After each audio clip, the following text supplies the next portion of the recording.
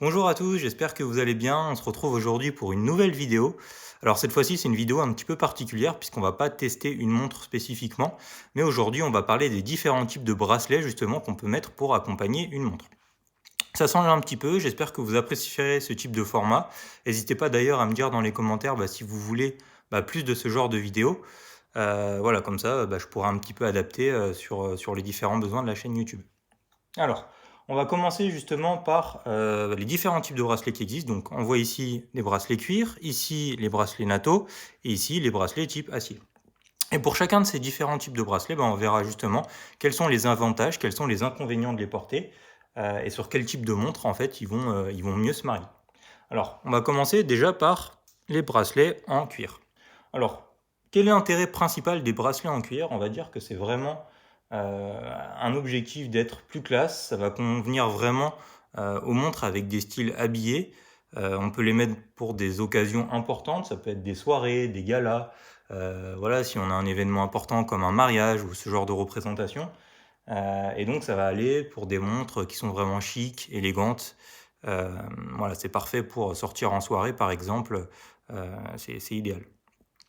Par contre, il y a pas mal d'inconvénients justement pour ce genre de bracelet cuir. Alors le premier inconvénient, qui est pas forcément très grave, hein, mais disons quand on a l'habitude, c'est pas gênant, mais qu'on a besoin d'outils pour changer justement les bracelets de ces montres. Donc l'outil, c'est un outil de Bergeon comme ça, et pour changer un bracelet cuir, alors je ferai peut-être une vidéo un petit peu plus dédiée spécifique, mais juste pour montrer le principe. Avec cet outil, on va essayer ici d'appuyer sur les pompes qui sont sur des ressorts pour pouvoir sortir le bracelet. Alors il existe certains types de bracelets cuir un peu spécifiques qui ont des pompes rapides. On le voit ici, hein, il y a une petite barrette métallique qui sort et on peut appuyer dessus avec le doigt pour facilement sortir le bracelet. Ce qui est quand même plus pratique pour changer rapidement les bracelets cuir. Sinon, on est obligé d'avoir cet outil et on ne peut pas le changer rapidement, facilement. Mais bon, une fois qu'on a l'habitude, disons que c'est pas forcément gênant, hein, faut prendre le coup de main. Quand on l'a pas, ça peut faire un peu peur. Au début, on peut avoir peur de rayer sa montre, d'abîmer son bracelet, etc. Voilà, c'est un petit point négatif des bracelets en cuir. Alors, quels sont les autres inconvénients des bracelets en cuir? Déjà, c'est que c'est pas des bracelets étanches. Alors après, ça dépend, on va dire, de la qualité du cuir. Mais d'une manière générale, c'est pas fait pour prendre l'eau. Donc par exemple, on peut pas garder une montre avec un bracelet cuir sous la douche, pour se baigner dans la piscine, pour aller à la plage, etc. Et même d'ailleurs, quand il pleut, il y a certains types de cuir qui aiment vraiment pas les gouttes d'eau et qui s'abîment. Donc c'est quand même un inconvénient. Après, ça dépend où est-ce qu'on habite. Si on est dans le nord de la France, par exemple, il pleut beaucoup. Voilà, donc ça peut être un problème. Bon, après, il y a certains types de cuir, comme je le disais, qui sont vraiment de bonne qualité et qui vont avoir tendance même à patiner dans le temps avec ce degré d'humidité. Ils vont prendre des couleurs un peu spécifiques, etc., ce qui donne un joli effet. Mais en tout cas, faut quand même le savoir.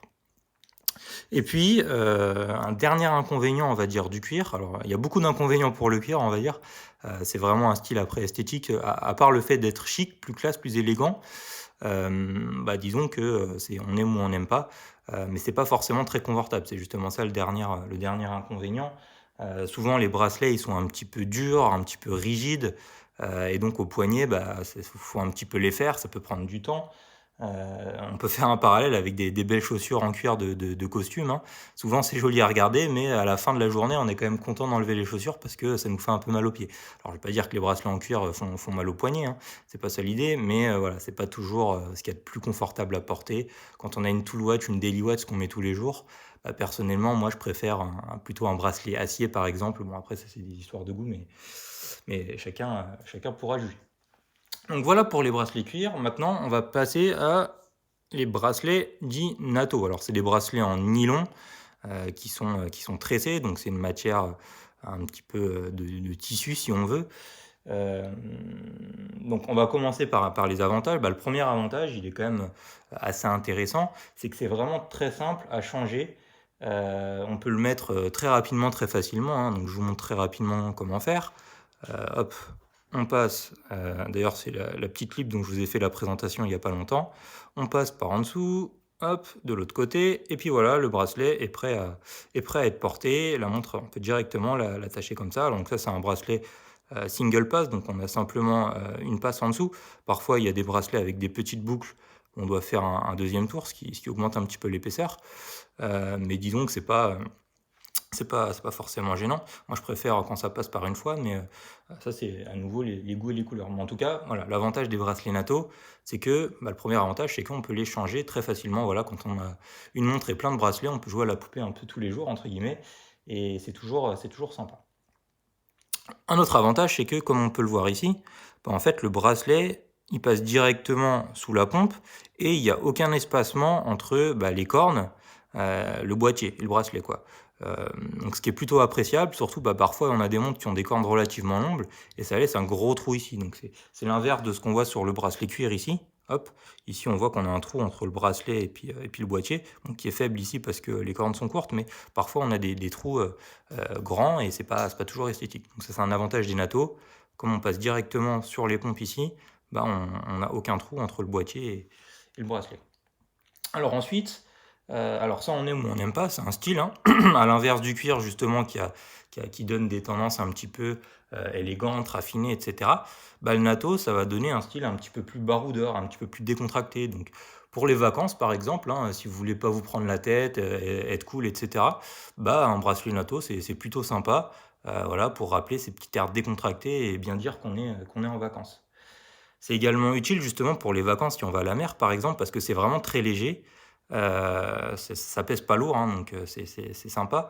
Et en plus, c'est étanche, c'est-à-dire qu'on peut nager avec, on peut se doucher avec, etc. Ça s'abîme pas si on le met dans l'eau.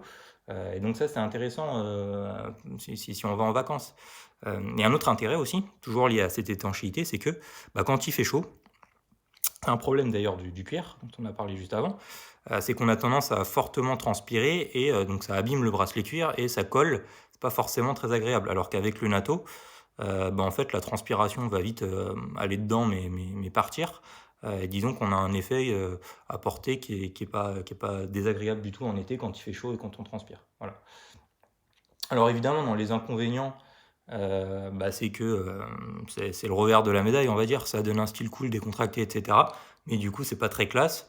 Sur une belle montre habillée, disons qu'un atto comme ça va pas forcément la mettre en valeur, hein. Si on a une belle montre, vraiment une dress watch, le NATO, c'est pas forcément approprié. On va plutôt le mettre sur des tool watch ou sur des montres un petit peu plus simples, quoi.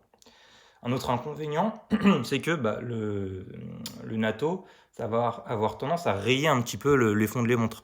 Parce qu'on voit qu'ici, le NATO, qui est une matière un petit peu abrasive, il va directement être en contact sur le fond de la montre, et donc ça peut un petit peu le rayer. Alors, il y a des bracelets un peu différents, ça s'appelle le perlon, ça ressemble un peu au NATO, mais c'est tressé.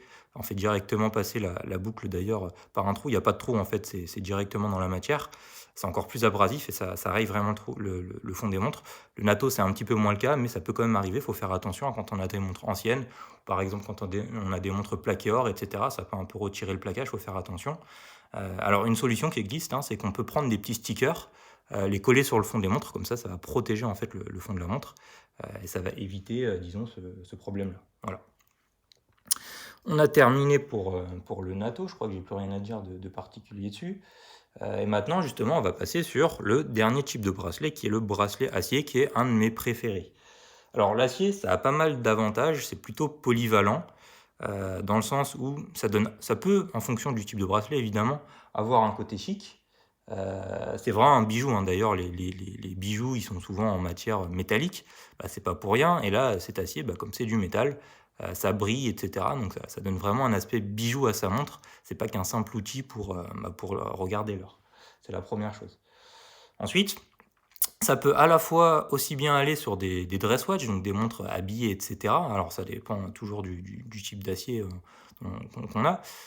Mais ça donne également un style sportif sur certains types de montres, décontractées, etc. C'est vraiment polyvalent, c'est un avantage vraiment important des bracelets en acier.